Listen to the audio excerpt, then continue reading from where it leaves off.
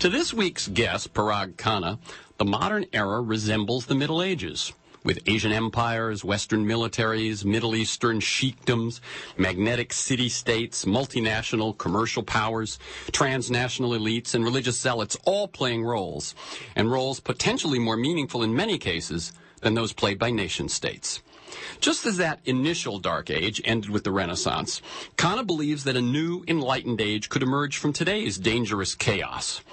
But his vision depends on harnessing our technology and connectedness to forge new networks among governments, businesses, and civic interest groups to confront the crises of today and avert those of tomorrow. Khanna believes a new mega-diplomacy consisting of coalitions among government, business, philanthropy, activists, and everyday people will be able to assemble the talent, pool the money, and deploy the resources to make the global economy fairer, rebuild failed states, combat terrorism, promote good governance, prevent environmental collapse, and deliver food, water, health care, and education to those in need. Nation-states rule the 20th century for good and ill, but their power to solve our planet's important problems seems very shaky. For the next hour, I will explore with Parag Khanna the provocative and ambitious approach he writes about in his new book, How to Run the World. Parag Khanna is a senior research fellow in the American Strategy Program at the New America Foundation. In 2008, he was named one of Esquire's 75 most influential people of the 21st century, a young global leader of the World Economic Forum, and one of 15 people on Wired magazine's Smart List. He holds a PhD from the London School of Economics and Bachelors and Masters degrees from the School of Foreign Service at Georgetown University. He's author of the international bestseller, The Second World, Empires and Influence in the New Global Order, and his newest, How to Run the World, Charting a Course to the Next Renaissance. Welcome again, Parag. So and I think I got your role at New America wrong. Did I? No, you got it exactly right. Okay. Because I know you're also something to do with global governance, but it's still within the American strategy. Yeah, well, global governance is everything now, isn't it? Oh, isn't it? Okay, so as what I like listeners to get a feel for the people behind the work and the ideas. So you're still pretty young. You're either 33 or 34. Yep, 33. 33, and you've done and accomplished quite a lot. Briefly. Talk a little bit about the path that you followed to the work that you're doing these days. The path has been a path of travel. That's really my methodology. I always tell people I write books that get taught in universities and classrooms all over the world, but I always emphasize that my methodology is to travel. The only common denominator in everything I've ever done is that I always want to be someplace where I'm not, or I don't like to be stationary. I always like to be on the move. There are many places where I say I don't even like to go twice. I would never, not the kind of person who would ever get a timeshare, let's just say. So, it all started really, though, when I was in high school in New York and decided to become an exchange student. This is in the early 90s, so fall of the Berlin Wall, opening up of the Iron Curtain. And I went and traveled around Europe for a year and learned German and other languages and really just was exposed to the whole post-Cold War order. And that really got me started. And so I've just been traveling ever since. And now I've been to well over 100 countries. I kind of count down to what are the places left that I really want to go to in the world. But my wife warned me recently. She said, it's not about countries anymore. It's about cities. So that kind of ups the number of places I need to go from 200 countries to thousands of interesting cities. So I've still got a long way to go. Okay. By the way, I was wondering whether you were married or single and how you were able to pull off that much travel. You must have a very understanding spouse. Well, now we do it together, and we have a child as well. And our little daughter, who is not even 2 years old, has been to almost 20 countries. So now, it can be done for all of you out there who want to know how to have kids and travel. That's exciting. Yeah. I mean, really, that was the thought that was going through my head. That's how we want her to grow up. She will be a global citizen. She's a globalista. Yeah. Oh, very exciting. Now, let me ask one thing that might be slightly embarrassing. Your publisher, Random House, says that you are the most esteemed and innovative adventurer scholar of your generation. Did you know that? No, that terminology. Adventurer scholar. Well, this is good. Is that because of the travel? Absolutely. I mean, it is an adventure. So they could have said traveler or scholar, I suppose. The scholar is I guess, not debatable.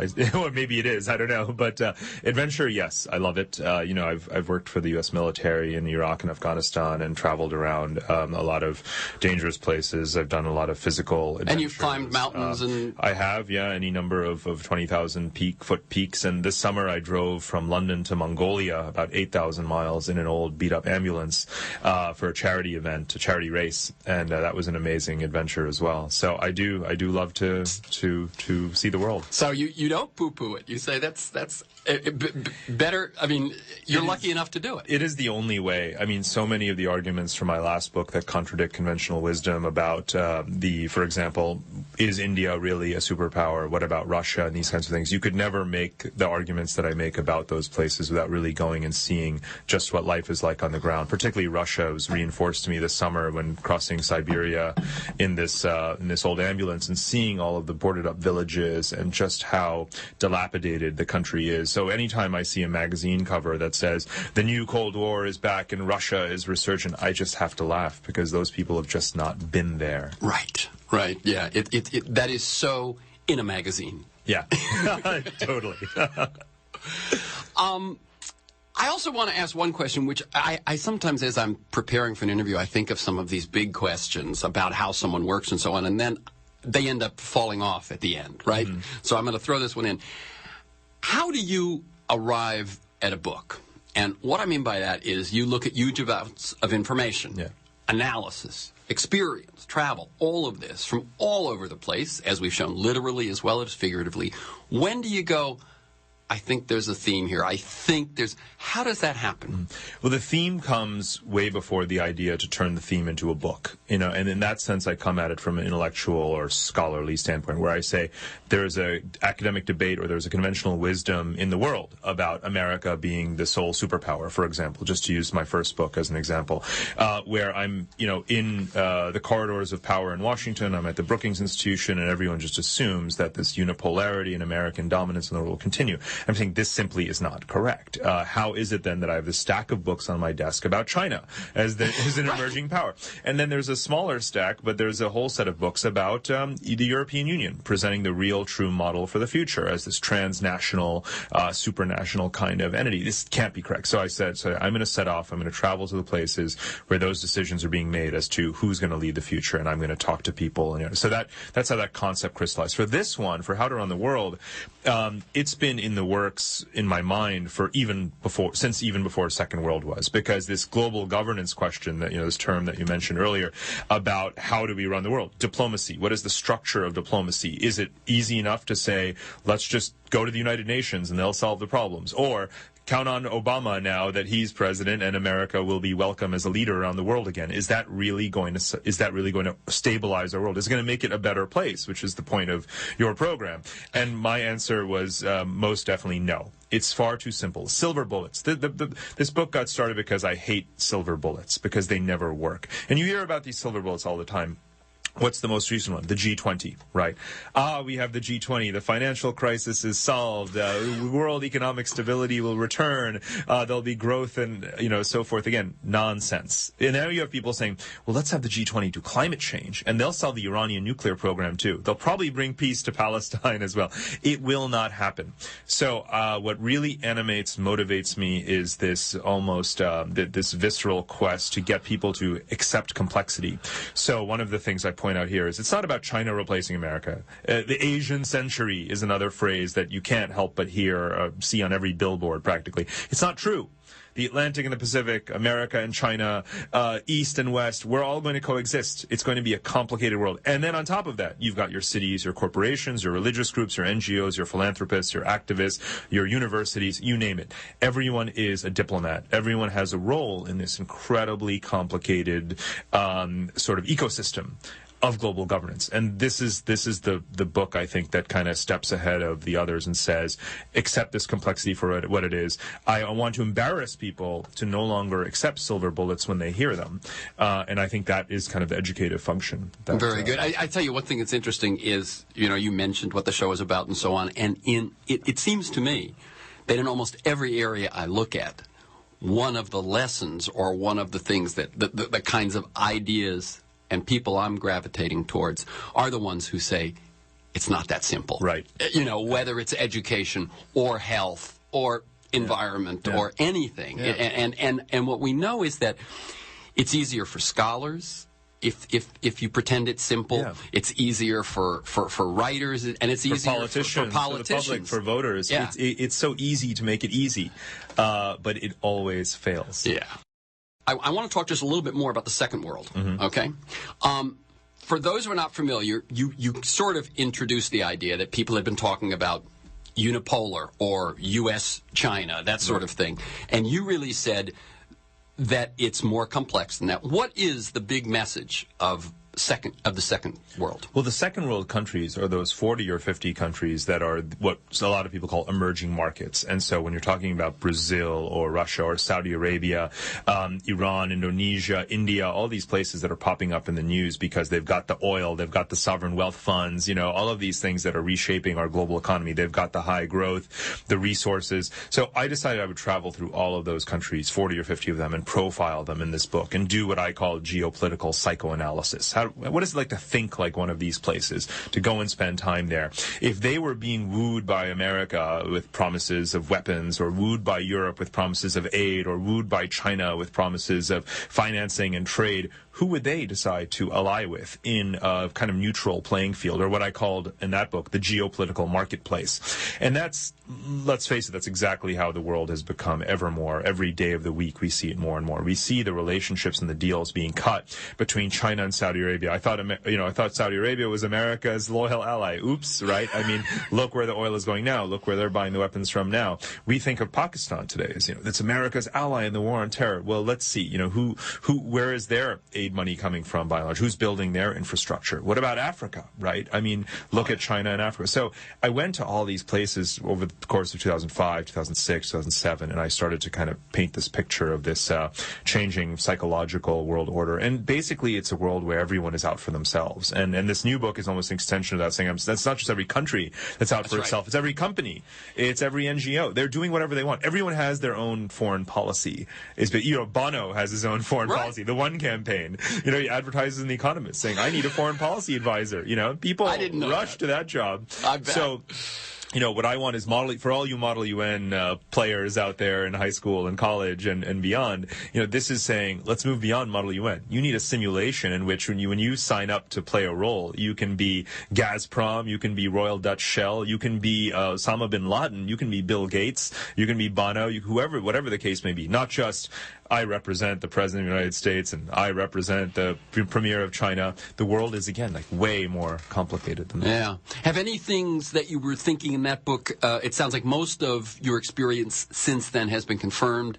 Anything surprised you? Well, in the last few years, the book has held up. The fall of the Tunisian, leader is very interesting because it's a country that, of course, I'm very familiar with how authoritarian and repressive the regime has been, but it also had, a better educational system. It had more sort of, human rights, women's rights, or at least economic freedoms than other Arab countries have. It's consistently rated the most liberal economy in the Arab world and so forth. So in many ways, it was a role model for other Arab countries. Remember, you're not going to turn Iraq into Switzerland, right? What is the next best thing? And this is something I get way more into in this book about just saying, let's be more modest about what we can achieve in failed states like Afghanistan or Yemen or whatever. Again, they're not going to be like Sweden or Norway just because they have natural resources. Just look for a local role model. And Tunisia actually was that role model for like a Syria or a Saudi Arabia. At least let them invest in their people. At least let them have infrastructure.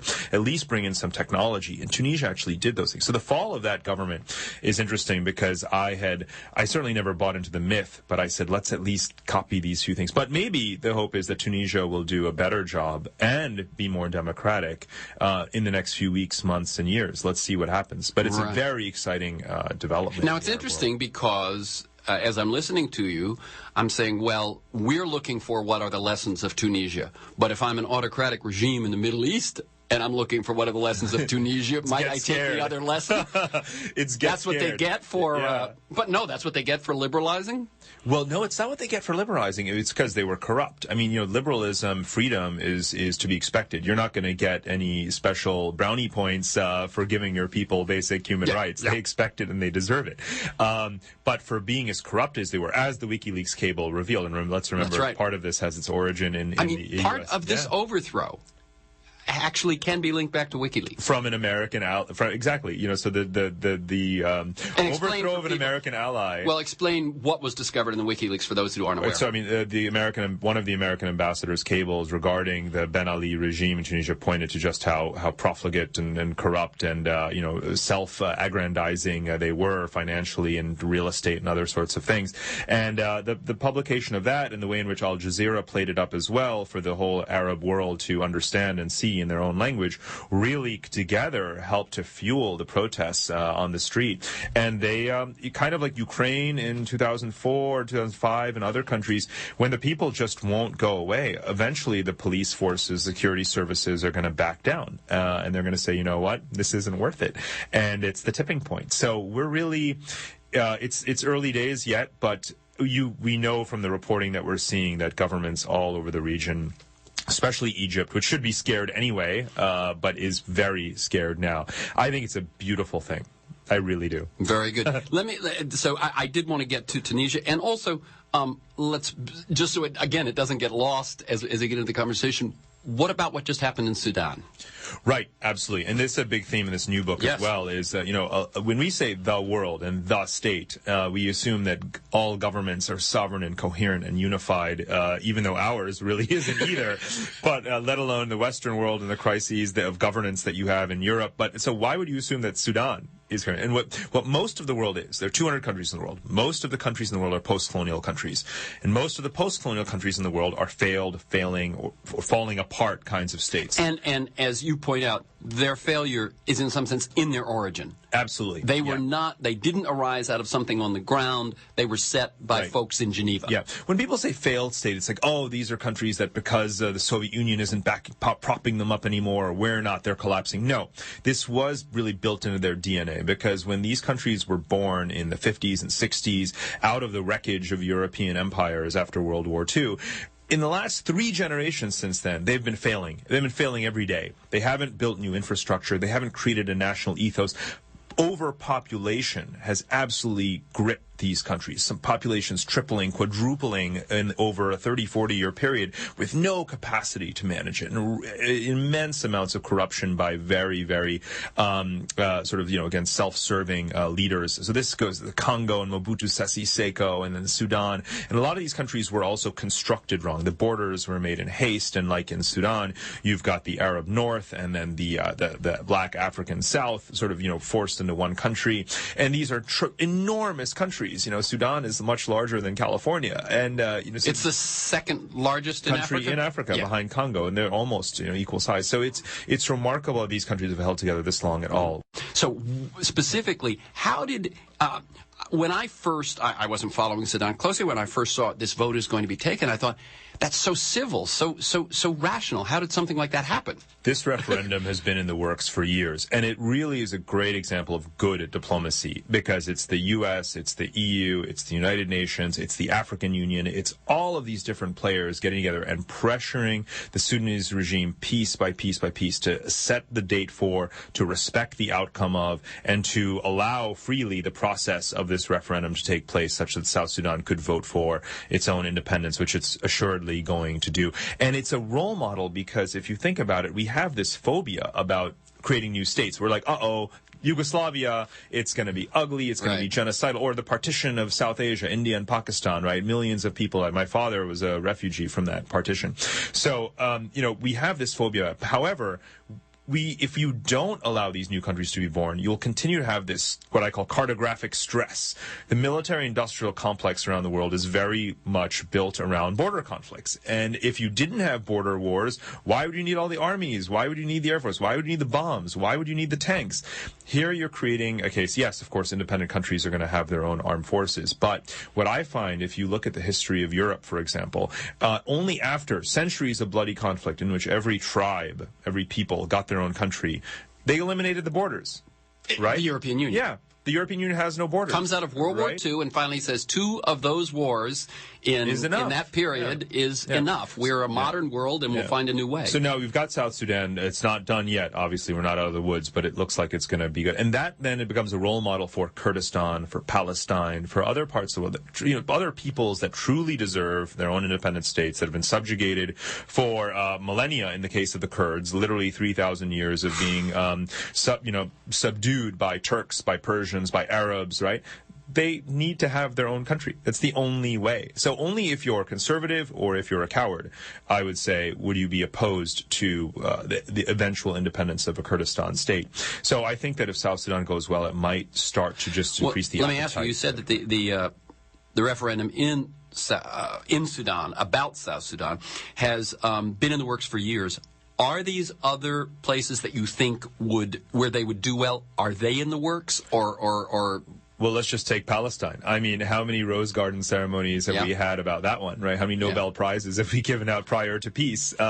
So yes, I mean, it says every declaration says we need to move towards a 2-state solution. All the accords say that. So when are we finally going to have it? I think you have to change the facts on the ground. They have to build the infrastructure that allows Palestine to be a viable state. And if and when it can be viable, then they can just diplomatically declare it. And that really changes the terms. And let's just talk briefly about that. The most exciting, positive news I read about Palestine and Israel is the economic information out of Palestine. Yes, I mean, the economy of the West Bank, at least, is on a better trajectory than it was in the past. They're enjoying relative internal stability. There's jobs being created. But the West Bank issue now looms large because the two are not connected. I'm a big proponent of connected geographically. Exactly. And the Rand Corporation right down the street from here, several years ago produced a study called the ARC. And the ARC was this trunk or corridor of railways, roads, and other sorts of bus lines and irrigation that would connect Gaza and the West Bank. And remember, Gaza has the access to the Mediterranean Sea, so you could have an airport, a seaport, other sorts of things to export and import goods. If you can connect the two parts of Palestine, you could have a viable economy for the Palestinian people. They could have their own functioning state. And the nice thing is that if and when they did, they wouldn't necessarily be fighting a hostile war with Israel, right? They would probably be trading with each other. It would make a lot more sense. Again, Europe is the best guide for this. So I think we're inching closer and closer and closer towards this independent Palestinian state. Potentially this year. It could happen this year. Even given the politics on the ground in Israel? Possibly, yeah. I mean, remember, it's also external pressure. There's a great deal more frustration with Israel now among Western powers than there has been in years past. That long leash is getting shorter and shorter. And at some point, for their own diplomatic credibility, the United States and others have to say, you know what, we're just going to not switch sides, but we're going to force this solution on them because we're the ones who are getting hurt. Yeah. I remember when Bush was intent on intervening in Iraq. I said, if you're going to do a preemptive action anywhere where you're going to play outside the boundaries, do it in Palestine and Israel, where it would actually make a difference for the world. To you. Yeah, he wasn't. He didn't listen to me either. You've brought up Europe a couple of times. This is going to be a long question because I care about this one a lot. The bad news of the euro crisis makes headlines in the U.S., but we hear next to nothing about the good news. Okay, and so for those who haven't heard me on this soapbox before, the European Union, 27 member nations, 500 million people, the largest, wealthiest trading bloc in the world, nearly a third of the world's economy, nearly as large as the U.S. and China combined, more Fortune 500 companies than either the U.S., China, or Japan.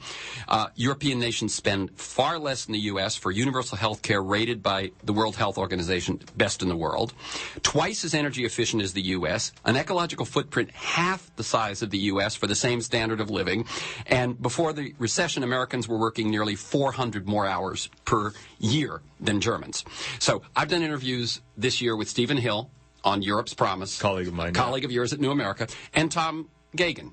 Were You Born on the Wrong Continent? When I turned Were You Born on the Wrong Continent into a print interview at Alternet, it was the #1 read, #1 emailed for a week.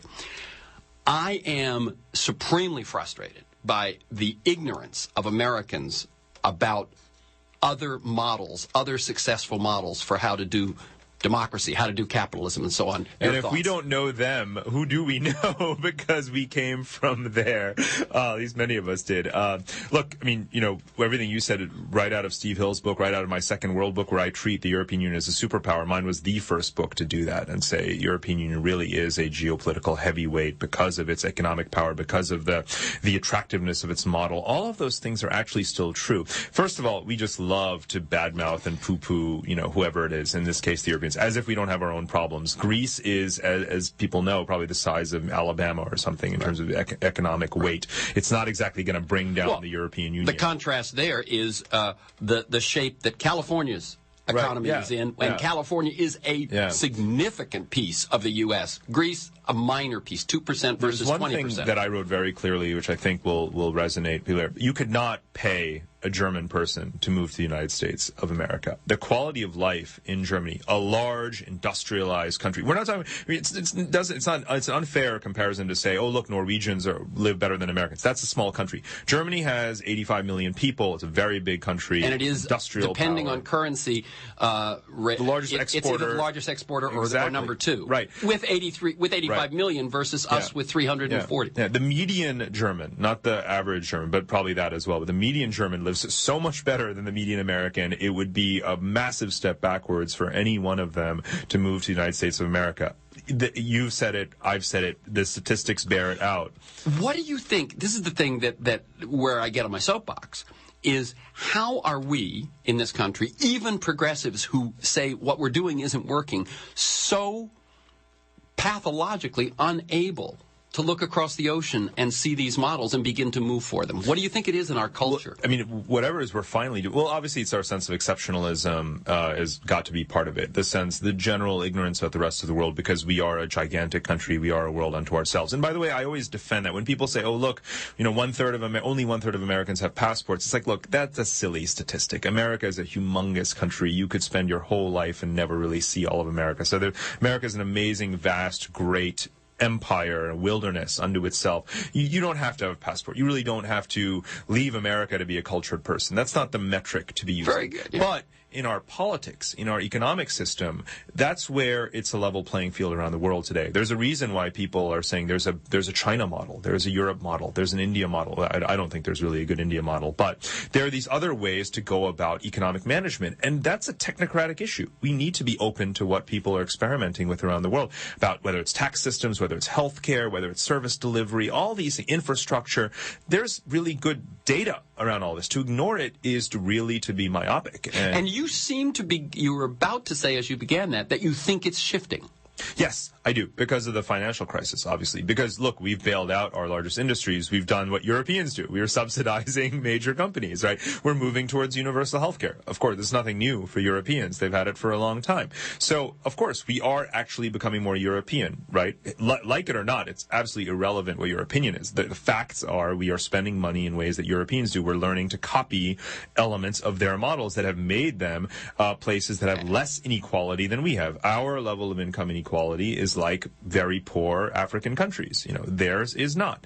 What kind of system would you rather have? It's a very simple question. It may be emotional. Enormous emotional resistance to it, but you do see it. Well, don't call it European. Just call it smart. Exactly. Exactly. No, I mean, the one thing that I point out about Germany is, it's not just all the government. A corporation with 2,000 employees in Germany, half of the board is elected by the workers. Yeah. It's like, and the CEO only earns like 30 times as much as the lowest level, rather than 3,000 times as much. Yeah. I do have the feeling if people knew these things, it would be a very different. And they're not lies. These are not conspiracy. This is not freedom fries. And it's not some huge government conspiracy. No, it's the people choosing to. We'll be copying Germany a lot more, especially given this latest data about their export dominance. It really is shocking, and it just shows. I mean, look, we're in Los Angeles. How many people out there are driving German cars right now? A lot of you, okay? And there's a reason why. How come they make cars that you buy and you're not buying American cars? I think it was Tom Gagan who said we should not be competing. We should not think of ourselves as competing with China. We should be competing with Germany for China to buy our products. For the Chinese, yes, and that's absolutely. What Germany said, we'll make things better, and people will buy them. You say some things. America has learned the hard way that what others want for their future is more important than what America wants, period. There is just one principle left that America can embody in a world where every country is out for itself, helping others help themselves, and so on. What is America's role in this new world? This new Middle Ages, basically. Yeah. We still have a lot of opportunities. America can still be a tremendous leader. But what I focus on in this new book is about Americans, not just the American government. To me, again, every American can be a diplomat. The Gates Foundation does more for public health around the world than the U.S. government does. It's a private actor. It doesn't go to Washington to get told what to do. It just goes and does it. And it doesn't go and undermine countries around the world. There's actually a lot of controversy about this. People say, oh, look, the Gates Foundation, who is it accountable to? It's running its own show. It's weakening public institutions in other countries. Absolutely not. First of all, public health infrastructure in Africa is not exactly something to write home about. Everything the Gates Foundation does is effectively still contributing to building capacity in those countries, ever more so. 80% of their spending actually goes to support public-private partnerships. So they are actually supporting public institutions a great deal. So, a lot of the things I point to are what American charities, philanthropists, companies, corporate citizenship programs, even our hated, nefarious oil companies, actually can do a lot of good work around the world when it comes to training local management and resource extraction or public management of those resources. It's not all corrupt. There are very many... It's not all how to get around the regulations. Exactly. No, there's a lot of mechanisms out there that I talk about in this book, such as the Extractive Industries Transparency Initiative, where what you have going on is a mix of the World Bank and the energy companies and the local government and local civil society in places like Angola or in other West African countries, where they all have to get together in a room and say, okay, we're going to disclose how much money we're giving you, and then you have to report to your local civil society committee, and then you have to have a budgetary committee that the World Bank is going to play a role in to spend it on public goods so that it's not all corrupt. Now, it takes it's messy. It takes a lot of glue. It takes a lot of diplomacy to get this to work right. But what's the alternative? The alternative is saying, oh, the oil curse, man, when they get oil, they're screwed. There's going to be civil war 5 years from now. We can beat this. We can beat this. And it takes just a lot of effort from, again, a collection of public and private actors. And that's what this book is all about. Right. In America, it can provide an amazing amount of assistance in this regard. Just take Africa. Africa is the place where we're saying China is coming in. They're turning into new colonies. They're stealing all the resources. They're sending all their own workers there. It doesn't have to be that way. Right? There's a lot of Chinese investment in infrastructure, which is a good thing. Every country needs infrastructure, right? If we're not building it, I'm glad China is. But what can we do? We can help these African governments take all this money and not blow it, right? We can help them make sure that it serves the people, education, health, welfare, all these other kinds of things. The Chinese are not going to encourage those governments to do that, but we can. And if we help others help themselves, we're going to be the winners in the soft power game. Loyalty will be to us. Point out, when we did a great job of helping others help themselves was at the end of World War II. Absolutely. And the result of that is Japan, is Germany, is the European Union, ultimately. Yeah. And do you see, and I think the other clear thing that you said is that when one talks about America's role today, they're no longer talking about Washington. They're talking about Americans' role because the role of anyone has shifted. Yeah. Go to another country and ask them who they'd rather have come visit their high school auditorium or even their ministries or their companies. It's not Hillary Clinton, as much as people may like her. They want CEOs. They want America's CEOs. They want America's universities. They want the deans of admissions of the Ivy League schools. They want the CEOs of America's tech companies to come to their countries. They don't care about diplomats reading stale speeches. Right? They want technology, they want education, they want jobs. They're not going to get that from the American government in other countries. We have a hard enough time creating jobs in our country. But technology companies, automobile manufacturers, whatever the case may be, or auto parts manufacturers, the Marshall Plan was partially self-serving, of course. You have to build these economies. They're buying American goods, Lend-Lease, and all of that. Mm-hmm. It's much the same today. When the data shows that when American companies expand abroad, they don't necessarily just outsource everything and fire all the Americans. They generate a lot of revenues that can be reinvested into the United States in higher-end kinds of work. So the issue isn't that companies don't create jobs in the United States. The issue is what kind of jobs at what skill level and so forth. That's a policy problem that we have to solve. But American companies going abroad, selling, whether it's Coca-Cola, whether it is Hollywood, whether it is also American universities, whether it is America's car manufacturers, they make more money outside the United States than they do in the United States. That is a good thing. by selling over there, at least they need to pay more taxes here. So how do you see the issue of? We talked about it before when we contrasted the way the U.S., it seems, as they saw the rise of China, India, Korea, etc., and saw the ability to ship jobs elsewhere so that the American manufacturers could make more money. Well, Germany saw, we better get really good at what we do.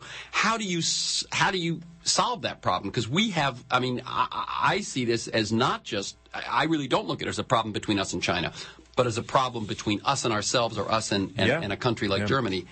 And we talked about Germany earlier, and I said we're going to be looking at them because one thing they do very well is vocational education. Absolutely. We don't do so well here. They have the option for students to go through all these technical training centers to learn how to be engineers, mechanics, whatever the case may be. Those kinds of jobs that, again, make BMW, Audi, Volkswagen, Mercedes, Porsche, you're all driving those cars out there, make those the import of choice for the growing middle class in China, India, and elsewhere. We're not making those cars that are the import of choice because we're not training people to be the best designers, the best engineers, the best mechanics, whatever. But we do obviously high-end things extremely well. There's a reason why Microsoft, Google, Facebook, all these things are American companies. So with the financial crisis in this country, and the fact that all these things, it's like we're realizing what we should be investing in at a time when it seems we have very little to invest. You can, part of it is actually, again, public-private partnerships. Our own companies can help to train that workforce of the future. McKinsey trains people or runs a program on healthcare management. So that's one of the fastest growing fields in the United States, especially with healthcare reform. They're growing as much as there is medical tourism. Right. Healthcare is something that basically you do at home. It stays home. Yeah, by and large, medical tourism is a tiny infinitesimal fraction of global medical care, and even especially in the United States. And we have great healthcare in pockets. But again, hospitals, healthcare management, all these kind of delivery services to an aging population, baby boomers, it's going to be 1 out of every X, workers in the United States. But what about the training for it? So companies are saying, we're not going to wait for the universities to do it. We're going to wait for public spending to come along to train workers in this.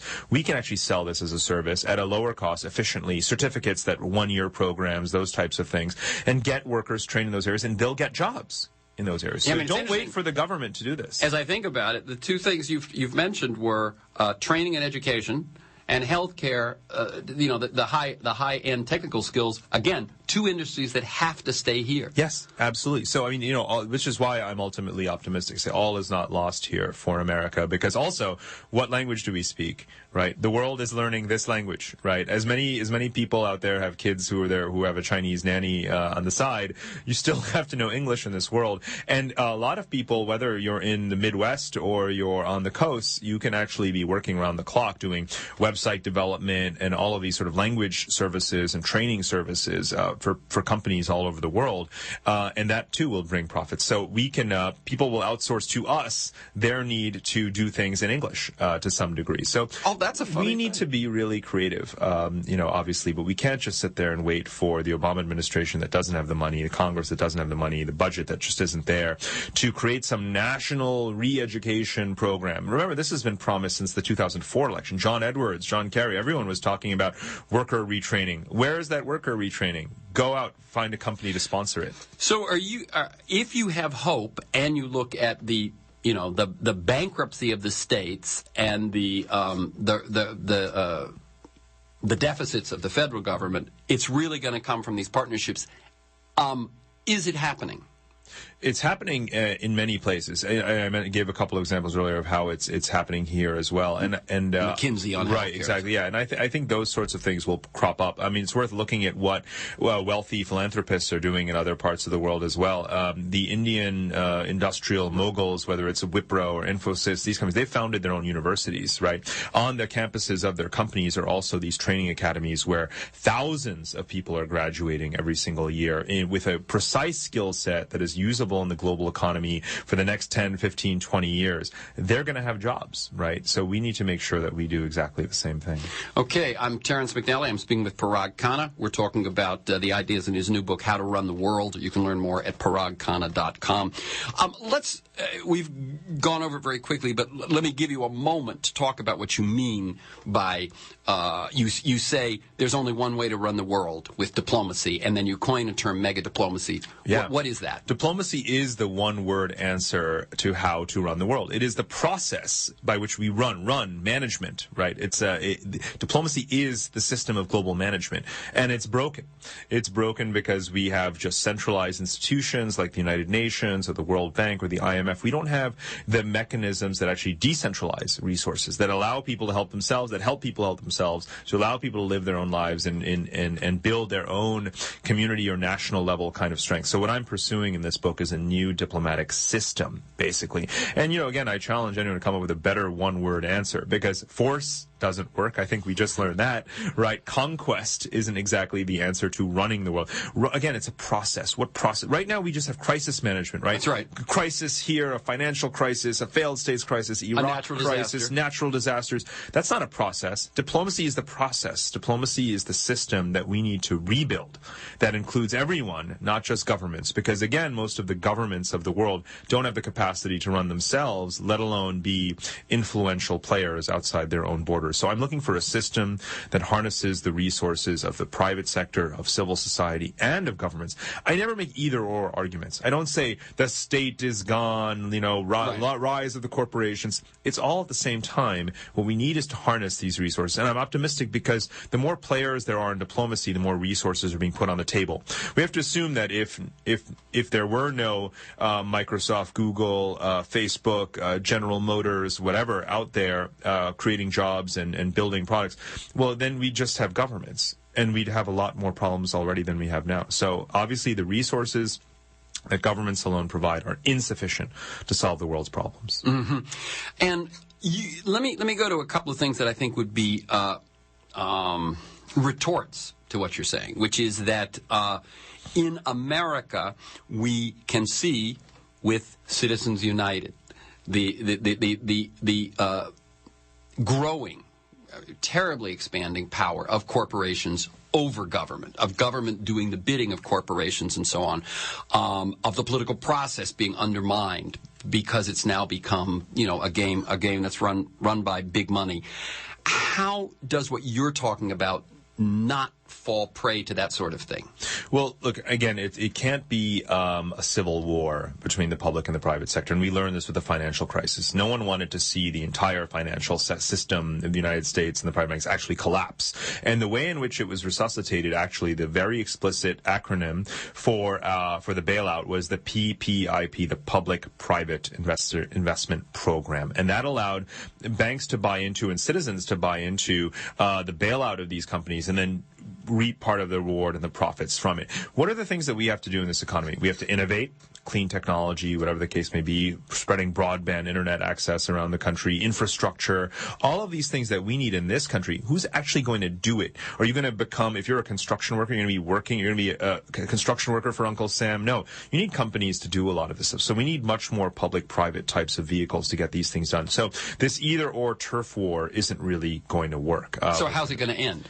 Well, it's going to. I don't mean how's it going to turn out, but how is it going to? How are we going to get out of that? In other words, if you look at, just an entity like the Chamber of Commerce in the U.S. right now seems to be an anti-government.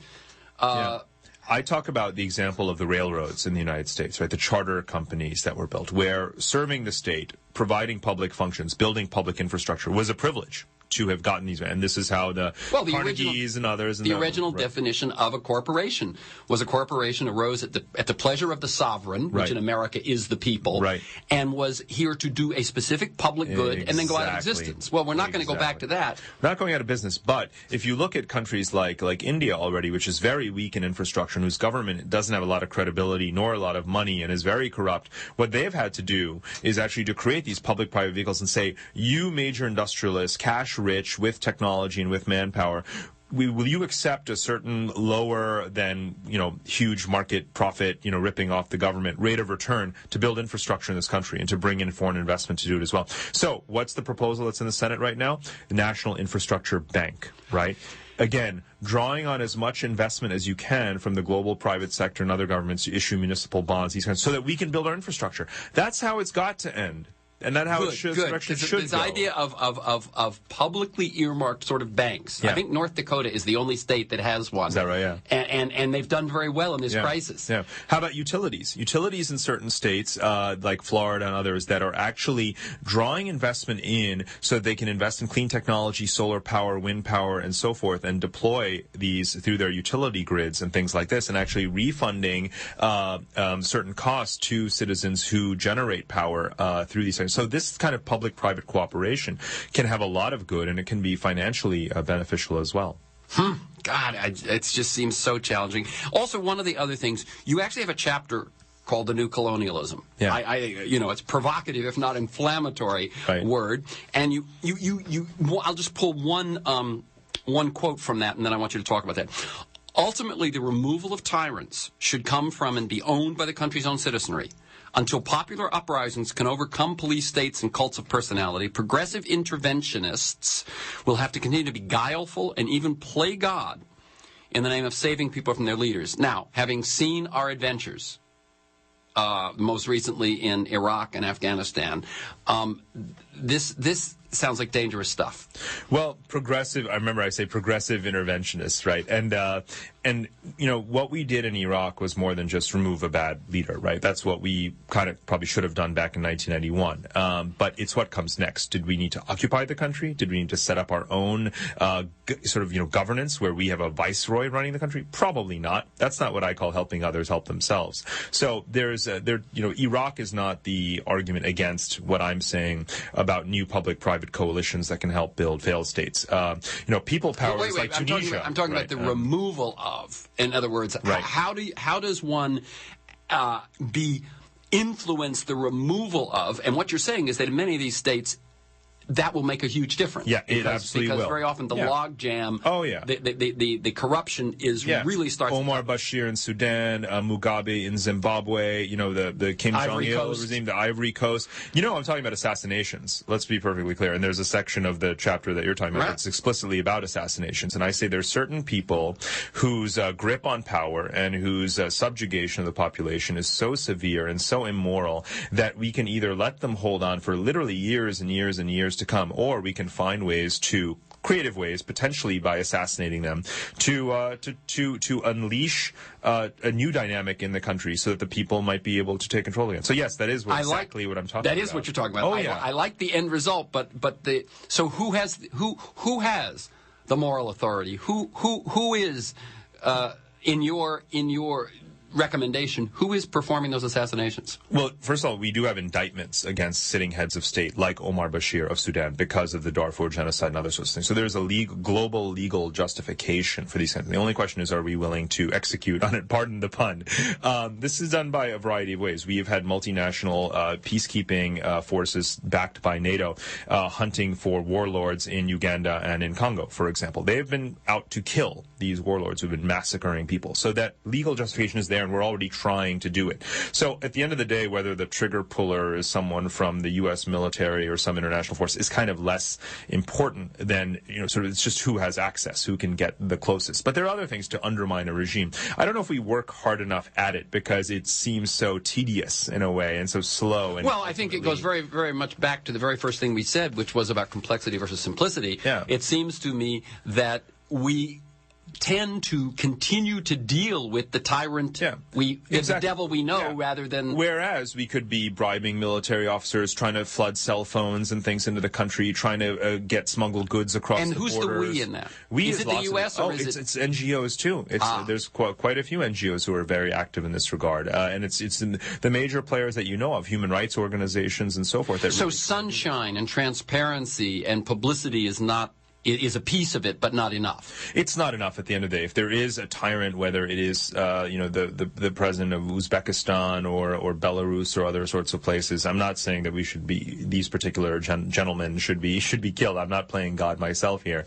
I am saying though that certain figures again who are so entrenched, we have to be again guileful is the word I use, and continue to erode and chip away at their power, and eventually they will fall. And that we should be accelerating this process rather than just assuming that, like Musharraf was a great example. We backed Musharraf for a very long time. I mean, he was corrupt to the core from day one, and I certainly knew it, and others should have as well. But a lot of people supported him. We supported him. We said, oh, there's no alternative. What are you going to do? I will always prefer a little bit of a chaotic democratic aftermath and see what happens than to say, oh, well, he's just our son of a bitch, and let's just stick with him because he'll be around for a long time. Sure enough, look at Tunisia, look at Pakistan, look around the world, these guys go. And you don't want to be on the wrong side of history, right? You want to be on the side of the people who are going to take power because otherwise you suffer from blowback. If you're backing the dictator and they get him and they hang him in the street, they're not going to like you anymore. Well, the thing I noticed when Hamas won the election in Palestine, or when Ahmadinejad won the election in Iran, was we acted like the good guy lost. No, in both cases, the most corrupt guy lost. Right. Whether it was Rafsanjani or the PLO. Well, these movements like Hamas or Ahmadinejad's party or others, I mean, they're obviously corrupt in themselves, but the platform is very anti-corruption because the entrenched parties, take Hosni Mubarak in Egypt, right? The incredibly corrupt regime has been in power for almost 30 years. Muslim Brotherhood's platform has nothing to do with Islam. Look, if you don't have to read Arabic to go look this up online. Look at the Muslim Brotherhood's actual platform as they gain seats in the Egyptian parliament. It's all about transparency, about good governance, about service delivery. It's an anti-corruption platform. It's perfectly 100% legitimate. And other parties are copying that model too. And I think, again, what they're doing is what it tells us with the Muslim Brotherhood, with Hamas, with opposition parties, because they might come to power. That's right. If you want them to democratize, you have to assume that they might win. And if you keep backing the corrupt establishment, push for elections, it's a recipe for loss. Exactly. So either you're pro-democracy no matter who wins, or you're really just pandering. Right. And if you are going to be pro-democracy, then you've got to really engage. Absolutely. Is very much you've got to saying. play all sides. If I give you 1 more minute, what should people be? It flies by. Yeah.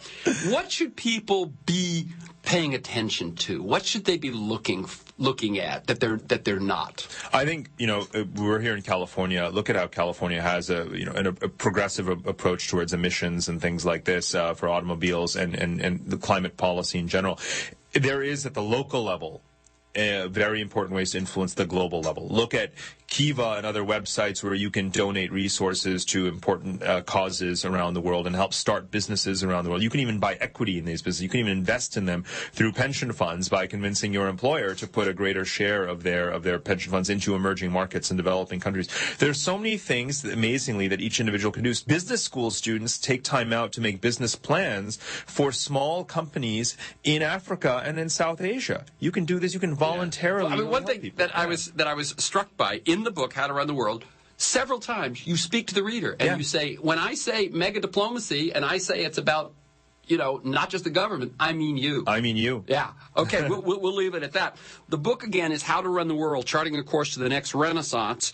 The website is PARAGKHANNA.com. That's PARAGKHANNA.com. Thank you to Parag Khanna. Keep up the good work. Thank you, Ted.